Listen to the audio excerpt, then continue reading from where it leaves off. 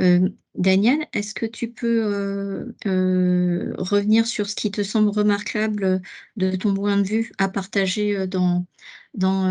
l'expérience Terre de Source et quels sont les 2 leviers que tu souhaiterais mettre en avant? Oui, donc déjà, je me retrouve beaucoup effectivement dans ces 4 leviers stratégiques et 4 leviers méthodologiques que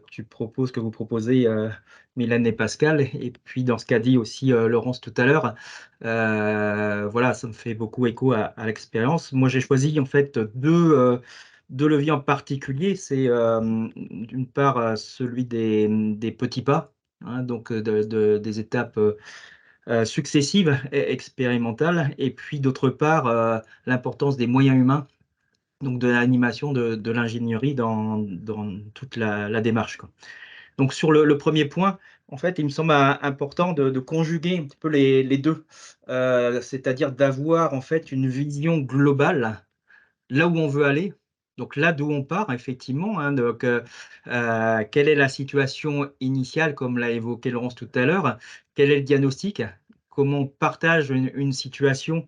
hem et de départ, hein, donc en l'occurrence pour nous,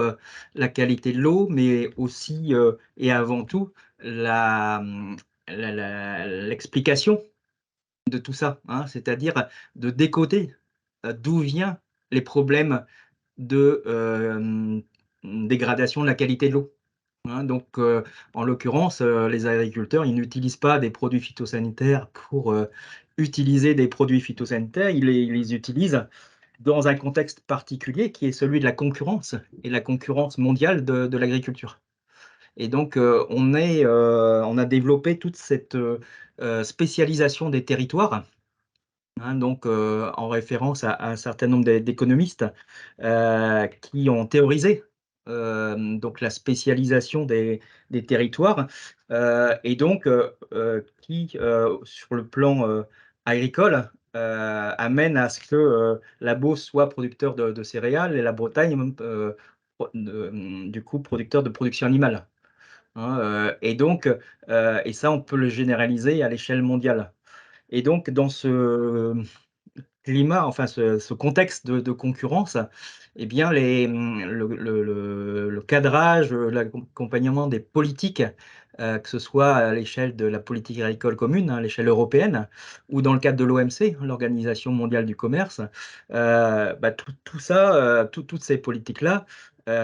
du coup, ne permettent pas de s'affranchir et de protéger, de sécuriser, les agriculteurs, et bien au contraire, c'est que toute cette politique-là favorise, Hem, du coup, tout, ce que l'on appelle le complexe, agro-industriel, hein, qui est, à l'origine,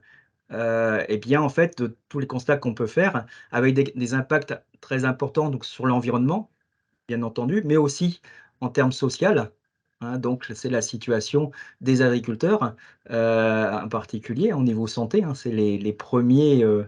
touchés par, les impacts sur la santé, par rapport à l'utilisation des produits phytosanitaires, mais aussi par rapport aux conditions économiques, hein. Vous voyez la situation aussi très dégradée,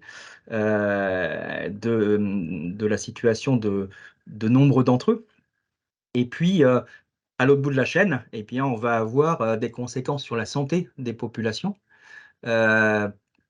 par rapport aux produits, sucrés, salés, gras, qui sont mis, sur le marché, avec des produits ultra transformés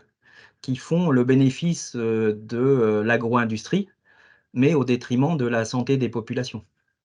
Et Alors donc, Daniel, est-ce que du coup, quand tu nous parles de ça, finalement votre démarche, ça a été de revenir sur là où vous aviez des marges de manœuvre et là où vous aviez des marges de manœuvre, voilà. c'était de travailler les politiques publiques locales et Et donc de c'est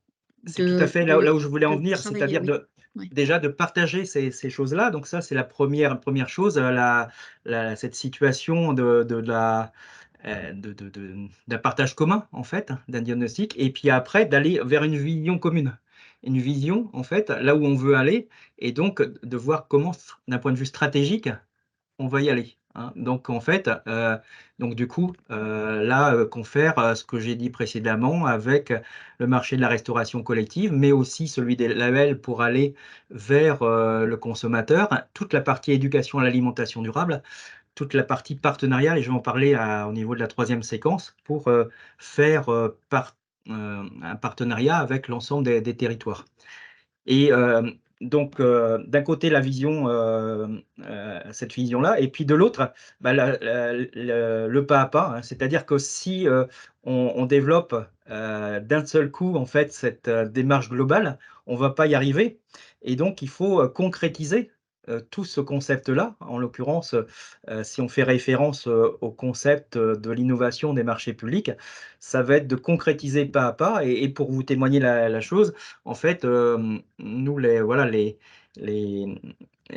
on a, comme je l'ai dit tout à l'heure, franchi une étape à partir du moment où on a fait délibérer les élus,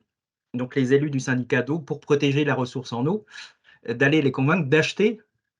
bah, des saucisses, d'acheter, des produits laitiers, des carottes pour protéger les ressources en eau. Oui, donc ça, et ces petits pas, c'est drôlement important et on le voit dans le contexte actuel où nous sommes, où, il faut entraîner pas à pas aussi tous les acteurs dans la démarche, et là, pour vous témoigner aussi, c'est qu'on pense, nous, aller très vite vers le partenariat entre les territoires parce qu'on sait que c'est un axe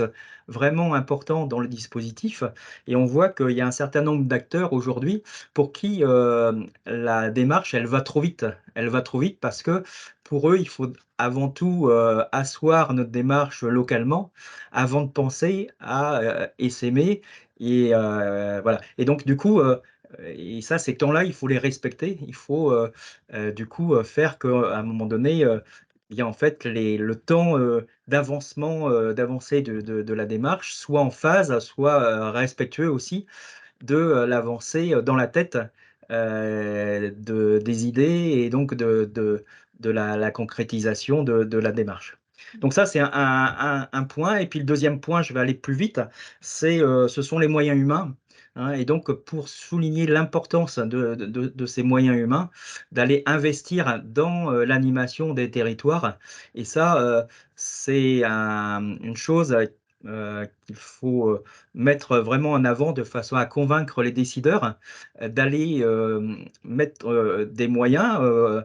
du coup mobiliser des financements, mais aussi décider, lorsque les structures en ont aussi la possibilité, de mettre des moyens humains parce qu'il faut,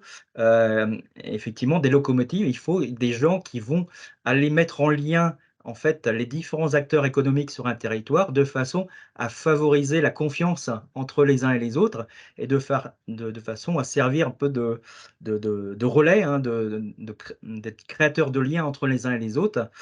pour, viser en fait, cette confiance entre les acteurs économiques, hein, confiance qui est, la base, des échanges économiques, et en particulier, sur les territoires. Hein et donc, l'enjeu, c'est que chacun, la transition, c'est quoi? C'est que chacun évolue dans sa façon de penser et sa façon de faire, et donc, c'est, non seulement, l'agriculteur qui va faire, une évolution, qui va faire progresser son système de production, hein,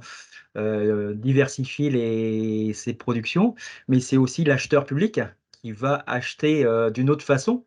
et donc d'intégrer en fait, les modalités de l'achat local qui sont complètement différentes d'acheter en fait sur les marchés mondiaux. Ça, c'est 2 choses différentes et puis, bah, c'est, le cuisinier qui va, bah, faire évoluer sa façon, de confectionner les repas, en intégrant aussi de nouvelles recettes, en intégrant des produits locaux qui se cuisinent pas forcément aussi de la même façon. Donc chacun doit bouger dans le système. Et comment on fait bouger tout le monde, hein, comment on fait bouger ce puzzle-là? Sinon par, l'implication, des animateurs, sur le terrain, hein, dans, bah, chacune des structures partenaires. Merci Daniel. On voit bien qu'en fait, ce que tu décris, c'est que derrière, même si tu le nommes pas, c'est tout un travail de toi et de l'équipe à, aller accompagner ces personnes pour changer en fait leurs pratiques, leur manière de faire,